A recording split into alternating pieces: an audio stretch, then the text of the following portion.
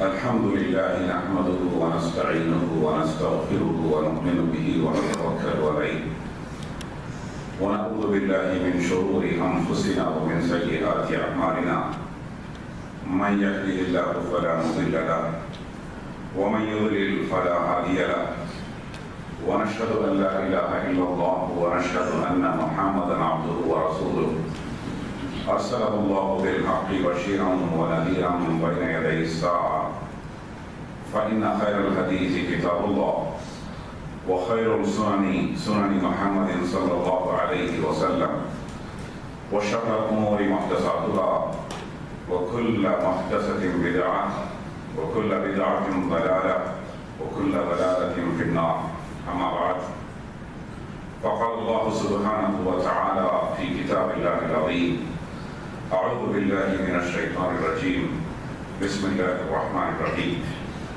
ذلك بأن الله لم يكن مغيرا نعمة أنعمها على قوم حتى يغيروا ما بأنفسهم. My dear brothers and sisters in Islam, we are passing through almost last days of Ramadan. May Allah Ta'ala accept our fasting, our dua, and all our ibadah which we have done in the month of Ramadan. And the coming days are very crucial as well. We have to do our best to get accomplishments from this great month of Ramadan. And one of the things which is rarely discussed in the month of Ramadan is victories of Ramadan. Ramadan is also a month of victory. If you see throughout the Islamic history, there were many crucial and important victories which came in the month of Ramadan, and particularly in the last 10 days of Ramadan. And these victories were very crucial to take the Ummah to the next level. And you will find many of them in the Islamic history. There are so many victories and so many battles which happened and which is very important for Muslim community in the month of Ramadan and particularly in the last 10 days of Ramadan. And the first among them, which you all know, is the Battle of Badr, which happened on the 17th of Ramadan. And that was the first Ramadan for Muslims. Battle of Badr happened in the second Hijrah. And in the second Hijrah, the real experience of Muslims is not only fasting, not only dua, not only i'tikaf, not only all these things which we do in the month of Ramadan. They are faced with a battle of Badr, and that was the first Ramadan for Muslims. Fasting became compulsory in the second Hijrah, and the battle of Badr also happened in the second Hijrah. And as you know, the battle of Badr was very crucial and which changed the equation. And Muslims were very small in number, 313 people. Where the opponents were in large number, 1,000 plus. And opponents were armed with all kinds of arms of their time. And they had so many horses and so many other kinds of equipments.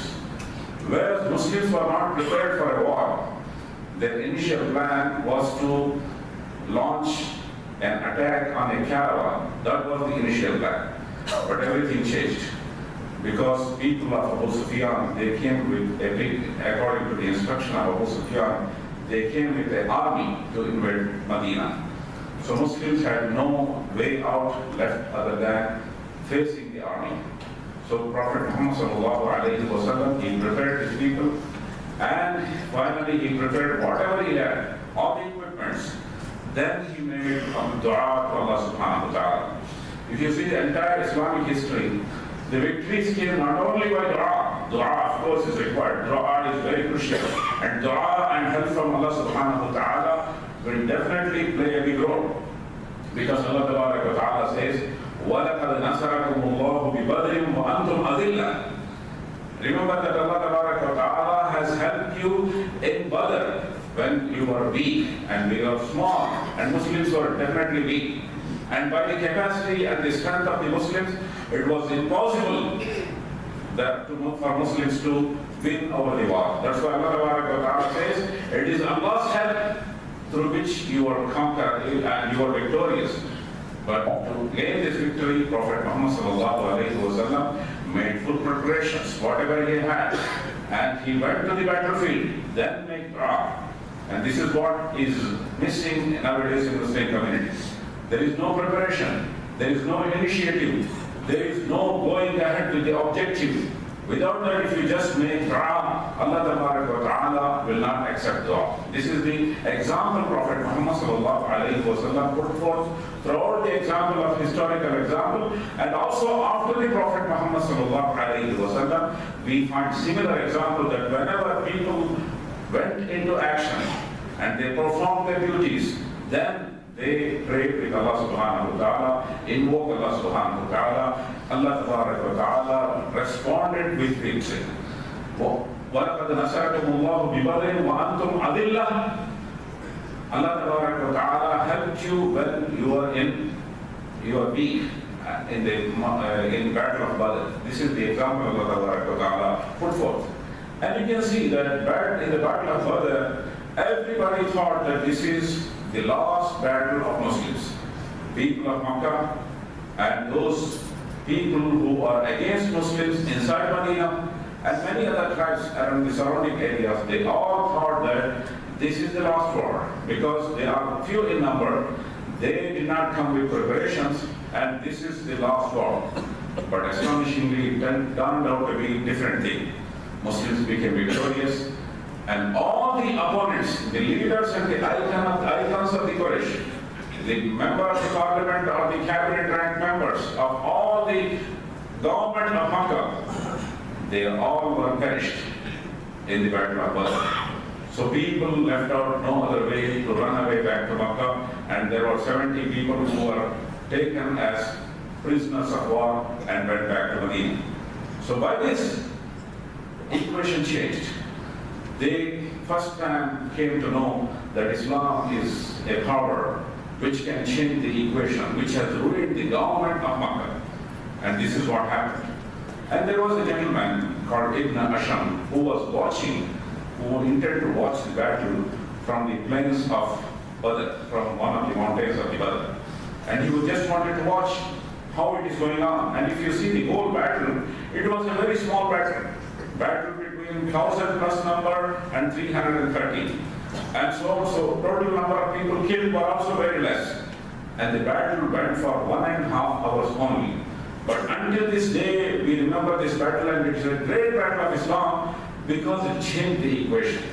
And Ibn Asham, when he was watching, he saw that immediately Muslims became victorious. And the people of Makkah who ran away from their place. So he was telling to himself, وَاللَّهِ مَا رَعَيْتُكَ الْيَوْمِ أَجَبًا فَرُّوا مِنْهُمْ كَالنِّسَاءِ. And this is something strange I have never seen in my eyes. They ran away from them like female, like women. They ran away from them. This is what he thought by himself. And after 5 years, Ibn Asham had a chance to go to Medina. When he was going to Medina, Prophet Muhammad saw him and he called him. He said, "Are you Ibn Asham?" He said, "Yes, I am Ibn Asham." He said, "You remember you were watching, witnessing Battle of Badr sitting on the mountain?" He said, "Yes." And he was astonished, how come Prophet Muhammad know about it? And Prophet Muhammad asked him what you were telling to yourself. He said, "I don't remember, I have nothing I have told." But Prophet Muhammad reminded him, he said, "Have you not told to yourself that Wallahi ma ra'aytuka al-yawmi ajaba farru minkum kan-nisa? Have you not told that I have not seen this kind of scene, that these people ran away like women from the battlefield?" And immediately he said, "Ashhadu an la ilaha illallah wa ashhadu anna Muhammadan Rasulullah." I declare that Prophet Muhammad sallallahu alayhi wa sallam is the Prophet of Allah, and I declare that Allah is the only deity that I have to worship. Then he became to the fold of Islam. That's why you can see that Badr became Muslim. Badr, Muslims became victorious, and it is in the month of Ramadan and on the 17th of Ramadan. And the second biggest victory for Muslims is in the conquest of Makkah. The conquest of Makkah happened also in the last days of Ramadan. And Prophet Muhammad sallallahu alayhi wa sallam reached Makkah with the army of 10,000 people. And if you see all the battles of Prophet Muhammad and after the battles of the Muslims, one of the very distinct features you can see in the battles of the Muslims, that wherever Muslims became victorious, they pardoned people. They did not take revenge from the people. They gave shelter to the people who did not wage war against Muslims. And war was a peaceful. Definitely, war is not something peaceful. During the war, definitely you had to kill people, you had to attack people. But continuous revenge did not happen, as you can see in the other battles. Battle of Crusade, for example, Battle of Mongolians, any battles, for example, in the world, it was a severe battle. People spread killings like anything. But in the Battle of Islam, we can see whenever people became victorious, Prophet Muhammad and after the other Muslim conquerors, they pardoned people. They did not spread violence in the world. They did not kill people. This is the distinct feature of Islamic wars. So in the Battle of Makkah, also in the conquest of Makkah, also happened in the month of Ramadan. Prophet Muhammad sallallahu alayhi wa sallam went victorious to Makkah. And when he was entering, everybody surrendered, including Abu Sufyan. And one of the announcement of Prophet Muhammad sallallahu alayhi wa sallam was, La tathreeb alaykum al-yawm. Today there is no revenge. That was the best opportunity for the Prophet Muhammad sallallahu alayhi wa sallam to take revenge after 20 years of torture. It was 20 years of torture, and many of the close family members of Prophet Muhammad sallallahu alayhi wa sallam were killed by the Quraysh during these 20 years. And many kinds of conspiracy were waged against Prophet Muhammad sallallahu alayhi wa sallam, and they made a conspiracy to kill Prophet Muhammad sallallahu alayhi wa sallam. All these things were there. But Prophet Muhammad sallallahu alayhi wa sallam said, La tathribu alaykum al-yawm. Today there is no revenge. And even when somebody gave announcement different to this statement, he stopped them. For example, Sa'ad bin Ubadah, radiyallahu ta'ala, he was carrying the flag of Muslims. And he said, announced that today is the day of destruction, and today is the day of humiliation of Quraysh. Abu Sufyan came and complained to Prophet Muhammad sallallahu alayhi wa sallam, O Prophet, today we accept that you are victorious, but you are one of your companions is humiliating us. He is telling that today is the day of humiliation for Quraysh. How can it be correct? Prophet Muhammad sallallahu alayhi wa sallam said, this is definitely not acceptable. And he announced that al-yawma yawmul marhama, al-yawma yarizullahu Qurayshan wa yu'adhimullahu al-Ka'aba. Today is the day of mercy. Today is not, and today is the day when Prophet Muhammad, when Allah Ta'ala has elevated the status of Quraysh. Instead of humiliating them, Allah Ta'ala has elevated the status of Quraysh and elevated the status of Kaaba. And he took flag from the hands of Sa'ad bin Ubadah radiyallahu ta'ala, and he gave it to his son Qais. Here also you can see the wisdom Prophet Muhammad used. He made an announcement and satisfied everybody. And his action did not hurt Sa'ad bin Ubadah radiyallahu ta'ala also, because the flag was given to his son Qais radiyallahu ta'ala. So here also you can see in victory also Prophet Muhammad sallallahu alayhi wa sallam was using wisdom. Wisdom is something very important which Muslims have to follow in every aspect of their life. And you can see this is one of the distinct features of Prophet Muhammad sallallahu alayhi wa sallam, that in his actions, in his words, in everything he followed wisdom, hikmah, which is the lost aspect of Muslims. We have to follow this, and we have to acquire this from Prophet Muhammad sallallahu alaihi wasallam.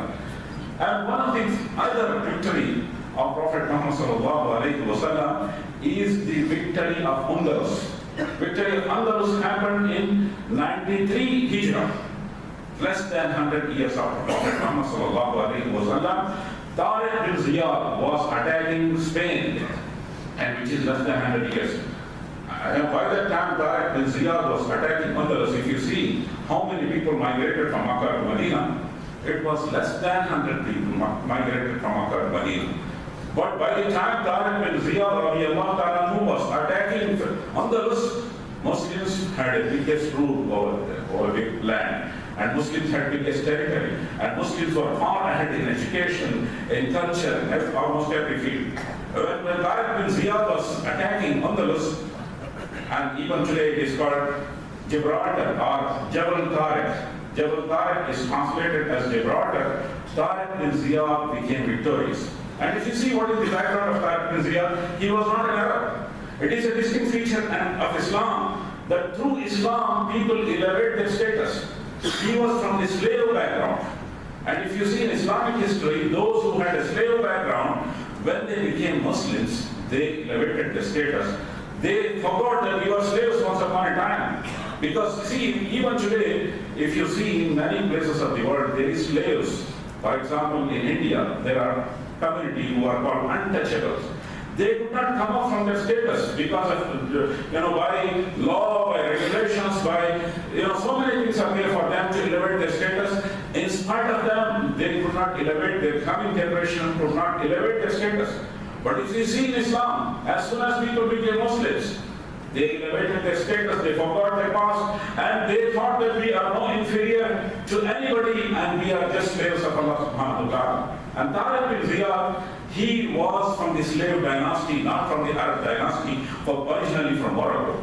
And he was appointed as a soldier at the very young age of 20 years.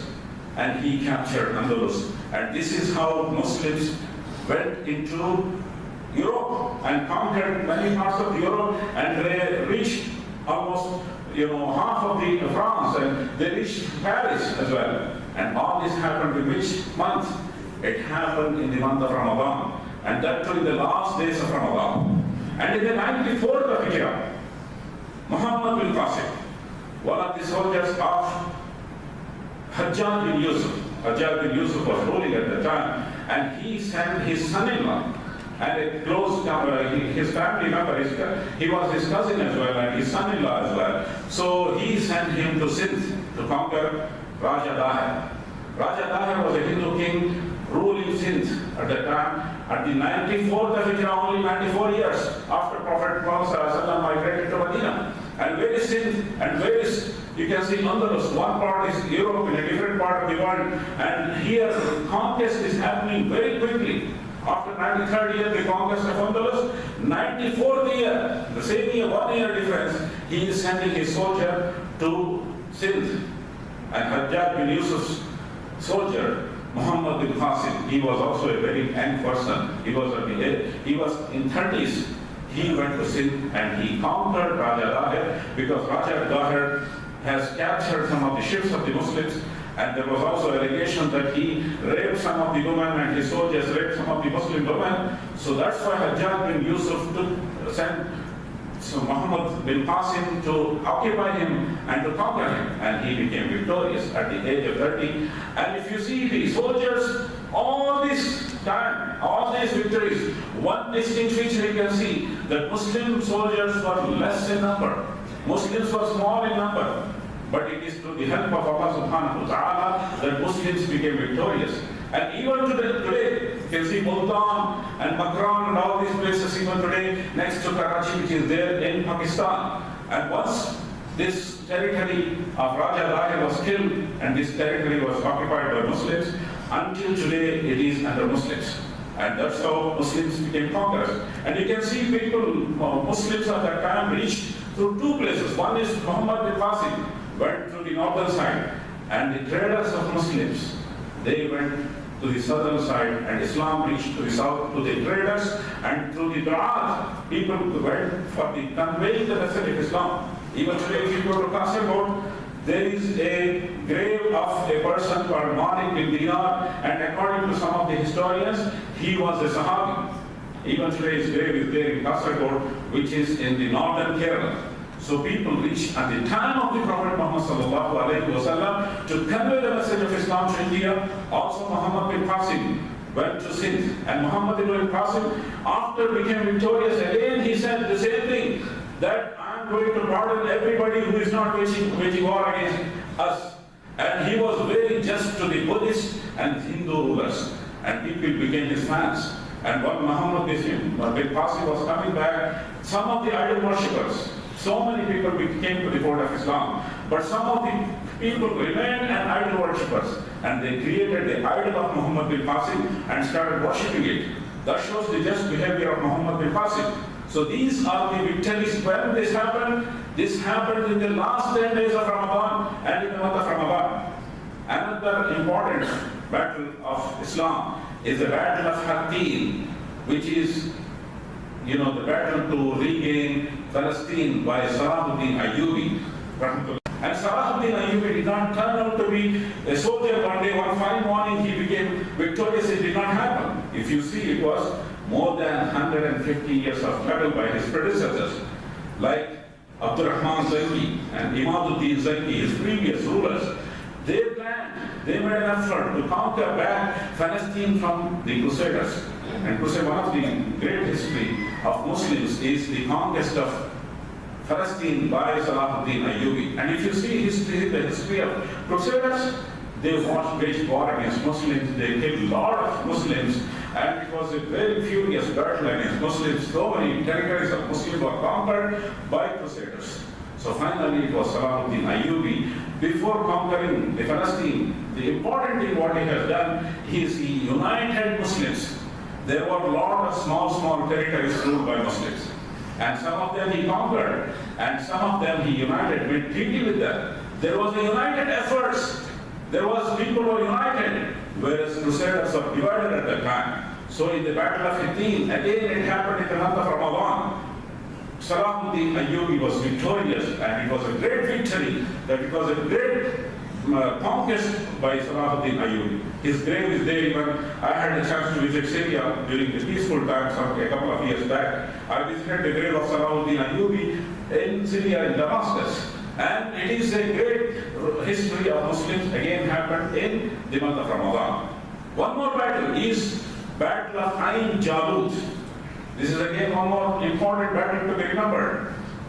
One of the biggest tragedy, political tragedy of Muslims is the attack of Mongolians, which started from Genghis Khan in Samarkand, in Uzbekistan. And Genghis Khan, the word Khan is a Middle Eastern name. Actually, it came now, there are so many Khans among Muslims, because the Genghis Khan's next generation, they became Muslims. That's how the Khan became a Muslim name. Otherwise, Genghis Khan is not a Muslim name, he is from the Central Asia. And from Central Asia, he started his onslaught on Muslims, which continued for his third generation. And it is, if you see the political tragedy of Muslims, this is the biggest tragedy. The attack was not only to Muslims. He attacked the Christian territories, he attacked the European territories, and people started thinking, even Muslims of that time started thinking that he is probably Ya'juj and Ma'juj. They are not the human beings because they are finally winning over everything.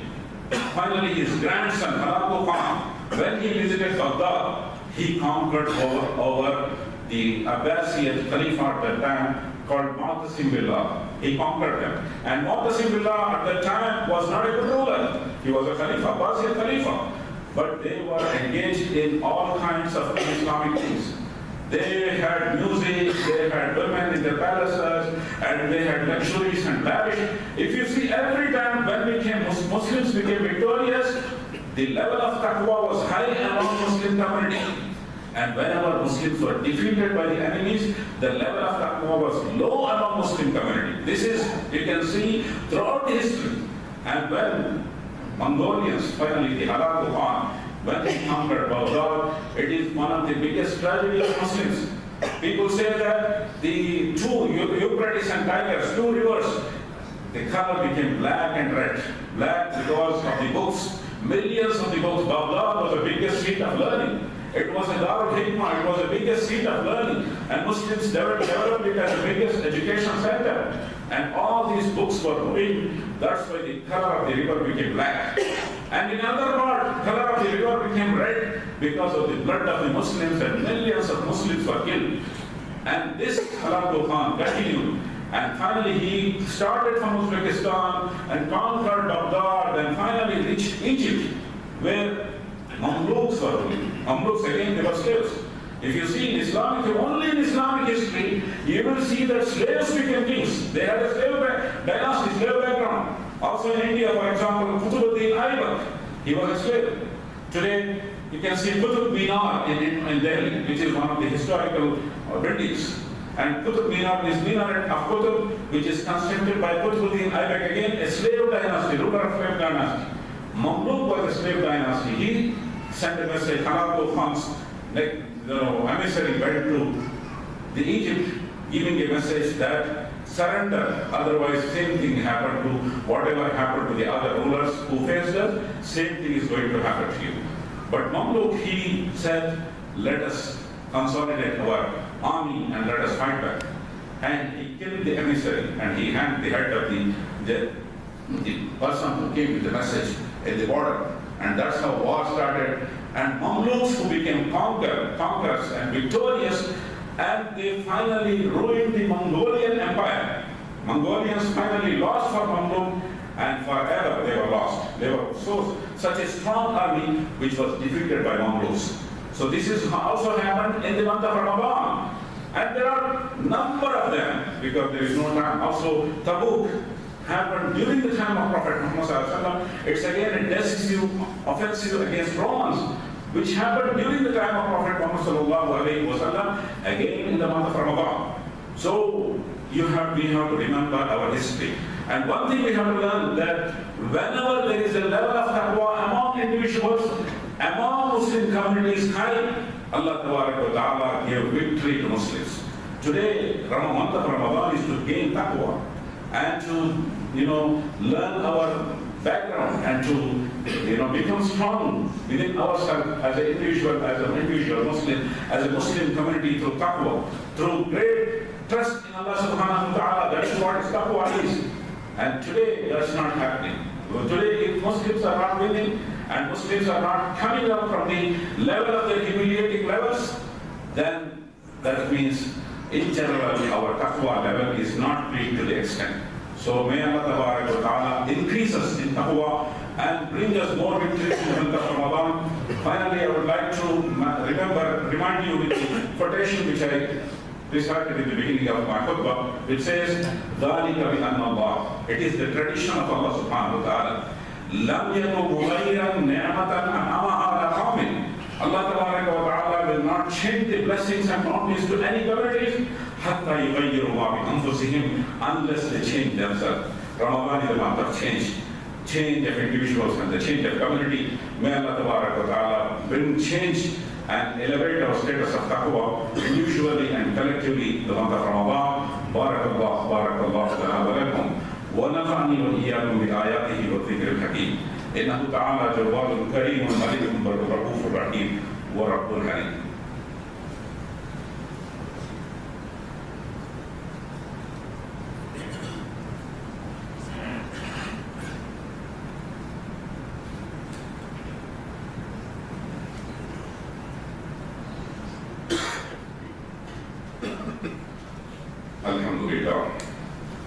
Alhamdulillah Rabbil Alameen.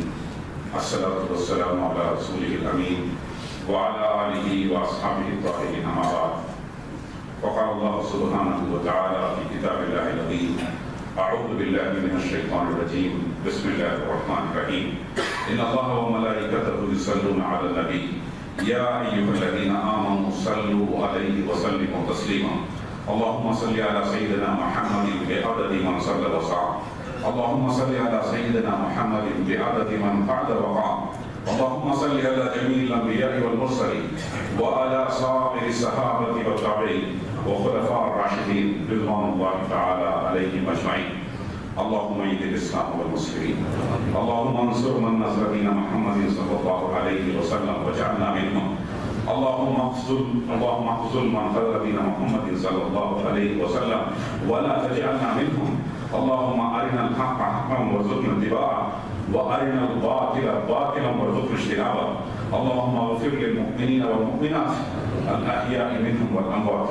اللهم ربنا لا تدع لنا ذنبا إلا غفرته ولا هما إلا فرجته ولا ولدا من أولادنا إلا صلحته ولا بنتا من بناتنا إلا سترته ولا مريضا إلا شفيته ولا يتيما إلا أويته ولا حاجة من حوائج الدنيا والآخرة هي لك رضا ولنا فيها صلاح إلا قضيتها يا أرحم الراحمين.